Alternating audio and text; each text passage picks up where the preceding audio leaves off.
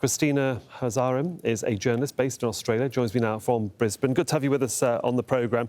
Australia and certainly Victoria State seemingly sort of going the same way as Germany and becoming more assertive in the vaccine mandate. Take it, or we curb your mobility and your freedoms. The message being that it's bigger than any one individual. Yeah, that certainly is the case. Essentially, if you haven't had your COVID-19 vaccine or you don't have it soon, there's really a lot that you can't do. Thousands of health workers here who don't want to have the injection for one reason or another, they've already lost their jobs. Here in Queensland, teachers have until the 17th of December to at least get their first vaccine. If they don't, they risk being stood down next year. Also in Queensland, unvaccinated people will be banned from all non-essential businesses and shops in a couple of weeks' time.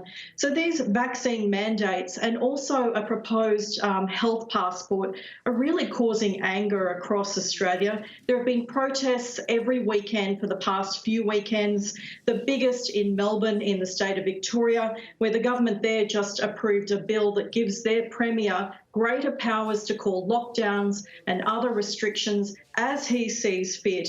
Now, that state of Victoria has the reputation, or sorry, the record, of being the most lockdown state in the world. It wasn't all in one stretch. It was over the past 2 years, but there's been unhappiness over that, to say the least. Christina, I mean, it's a difficult, if I could just jump in there, Christina.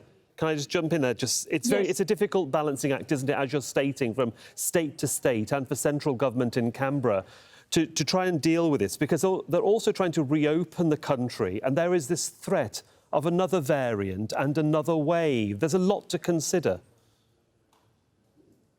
There is a lot to consider, but Australians who have been protesting are arguing that, this is un-Australian, it's undemocratic and potentially even unconstitutional. But you're right, it is difficult for the government. It's closed the international border now for almost 2 years, and it's managed to keep the COVID cases quite low and the deaths also low. There have been 2,006 COVID-linked deaths out of a population of nearly 26 million people. So they really don't want to jeopardise the country's track record. At the same time, the federal government is keen to open the borders and slowly get the economy going again. And students and skilled workers were to be entering now, actually, into the country, but Omicron has pushed that back 2 weeks while the health authorities have a look at that variant to see how infectious it actually is. Some of the states, including Queensland and Western Australia, are continuing a more cautious approach than some of the biggest states like New South Wales and Victoria, which have allowed their citizens and residents to travel overseas again. So there is still quite a bit of uncertainty around what is going to happen in the next few weeks. But the Prime Minister, Scott Morrison, is holding a meeting tomorrow to discuss just that.